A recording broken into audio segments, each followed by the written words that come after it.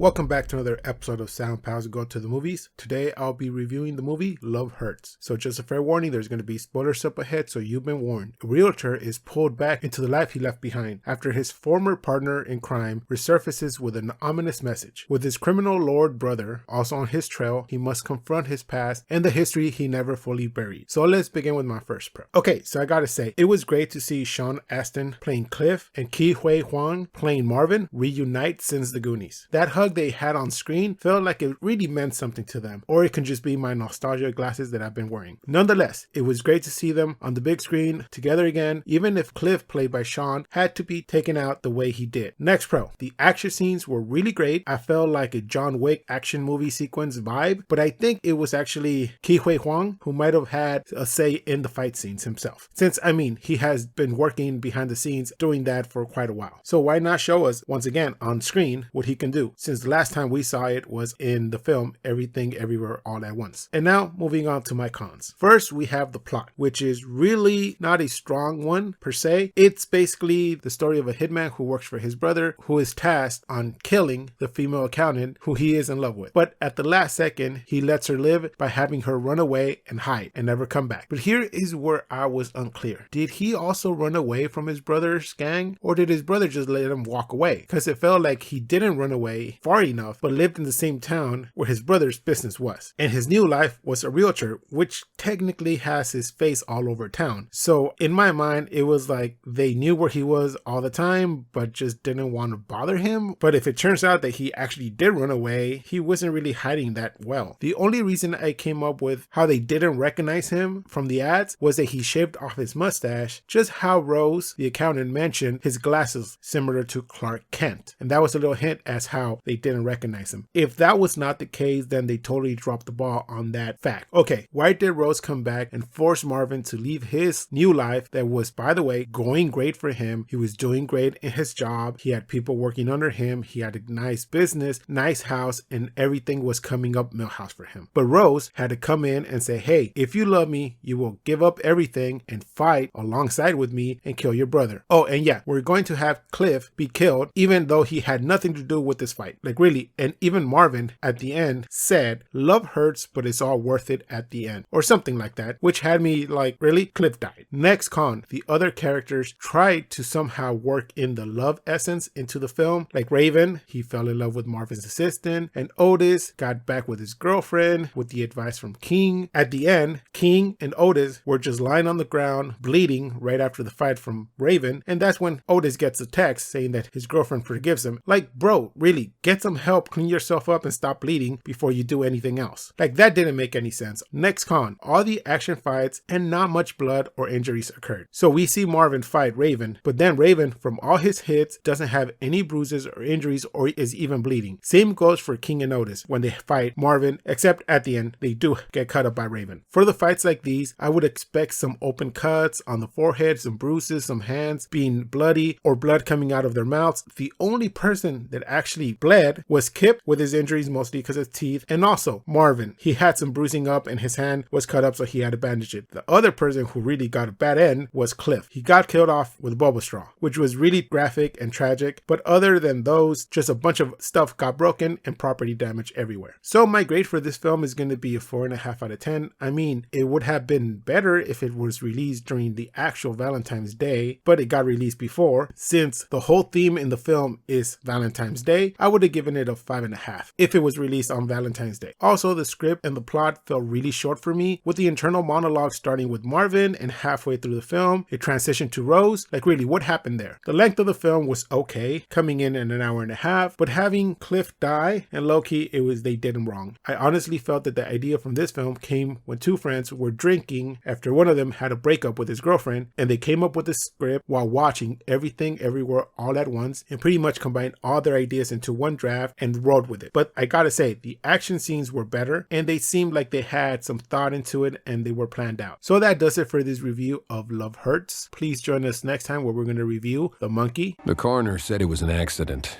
but it was no accident.